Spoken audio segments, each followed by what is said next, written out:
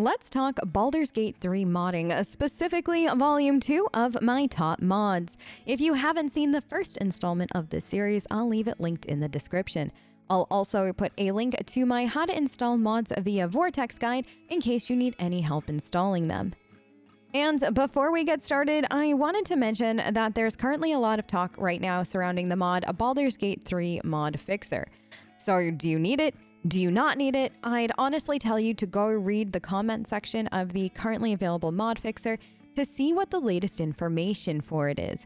As of making this video, it's still a little divided with a heavy lean on you still might need the ModFixer, but it really depends on the mods you're running and their dependencies. And now, on to the mods. First up is the ever-popular WASD character movement mod.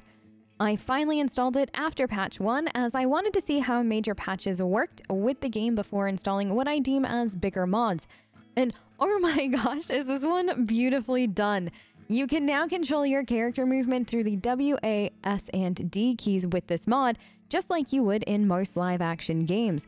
The best part is you can still click to move like normal, so depending on your mood, you can use whichever method you want to control your character. This mod does require native mod loader, and the description page beautifully explains how to install that and the mod itself either manually or through Vortex. So please read through the description carefully if you do decide to install this mod.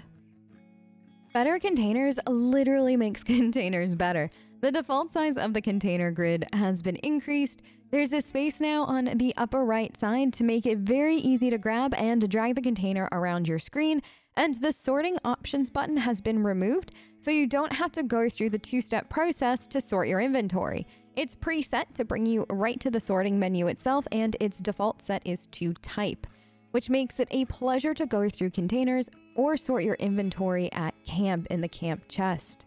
I'm also very happy to say that this is compatible with Bags, which was featured in my first video, so you can have the best of both worlds with this mod. It wouldn't be one of my top mod videos if I didn't have at least one CC mod, and today's is De-Accessorized NPC Hairstyles. There are 2 NPC hairstyles that have been included and fit every race and body type except for the Dragonborn. So you can use these 2 super long hair options on a variety of characters. We're currently using one of them on a stream character, and I can't lie, I'm a little obsessed with it. I am a dice goblin in this game. If you've caught me on stream, you'll have seen how many dice I've tried out, but the next 3 mods would have to be my favorite dice mods to date. These all require you to have improved UI if you want multiple dice mods installed at once like I have. That mod was also featured in my last top mods vid, so if you want to learn more about it, make sure to check that out. The first dice I have for you is Arcane Dice Set. This honestly gives me wizard and serious magic vibes. If it was an IRL dice set, you'd almost expect it to feel heavier and belong in a display case in a library. And with the gold flecks in the dice when it rolls, it looks extra magic-y or like stars rolling around. It's absolutely beautiful, and if you're looking for a dice set for your wizard or sorc, you definitely need to check this dice out. Astral Sea Dice Set has been my favorite since I got it. I can't stop switching back to it. Seriously. It really does remind me of the astral plane and all things whimsical. I like that the various sides of the dice have different tones to it, and when it rolls, they all meld together beautifully. If you're a fan of the astral plane or just space in general, this is a fantastic one to get. The last dice mod is the Aetheryte Crystal Dice mod and is a Final Fantasy XIV inspired one. This dice mod is hand-drawn and the font is a little like the teeniest bit different from the base game dice, which makes it feel a little extra special. I'm obsessed with the color scheme for it as well. It gives me that high-end, classic, clean vibe that honestly would fit any character or moment in the game. If you want something that's just straight up beautiful and ethereal looking, you've got to check this one out. Next up is Purchasable camp clothes and underwear. It's literally 100% what it sounds like. You can purchase in-game camp clothes at a vendor in Act 2 and Act 1, so you can have access to them whenever you want without having to hope to get lucky in a container. You can tack on the underwear add-on as well if you'd like to. The best part is it's divided into 2 download options.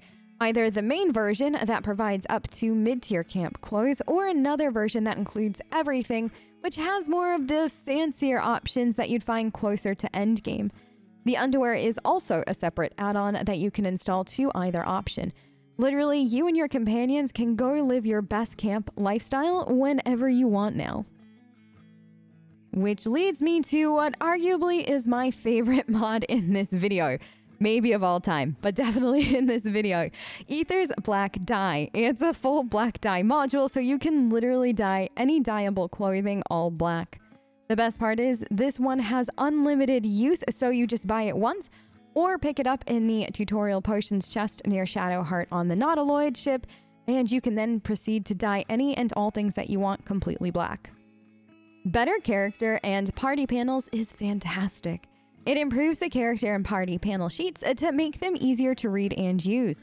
Now you can see your character or other characters fully without the overlap of the information at the bottom kind of coming up over their feet. I also really like that the slot backgrounds aren't invisible anymore, making it really easy to slot in items. The font size has been slightly adjusted so you don't have to worry about scrolling on most information screens, allowing an easier time to sort through information quickly and allowing you to not accidentally miss something. If you're looking for a slightly cleaner and easier to use character and party panel experience, this is a great mod to get. And last but not least is a super important mod for me, Aether's Immersive UI. I am personally allergic to UIs. I'd rather next to nothing on my screen, as I just want to soak in the game itself and not all the other things. And this UI does it. A few important things to note. This is compatible with improved UI minus a few modules, so please read the mod description carefully as it explains it. The mod can be downloaded as an all-in-one or as individual mods for each of the parts that were edited. So there are options to make the action bar contextual so it only pops up when you need it to. The same with the minimap, party portrait, and combat log button on the right-hand side. It also edits the dialogue buttons, so several of the buttons only show on hover when you're in a conversation, and the attack and trade options have been stacked neatly away to the side, so they always show when appropriate, but they're out of the way, making them very easy to ignore. I'm personally using the combat log, dialogue buttons, and action bar options, as I feel that gives me the cleanest and most functional options for my playstyle. Also, for transparency, my minimap is from the improved UI mod as the smaller minimap optional download. I personally prefer a smaller minimap than a contextual one. And there you have it, my second volume of my top BG3 mods.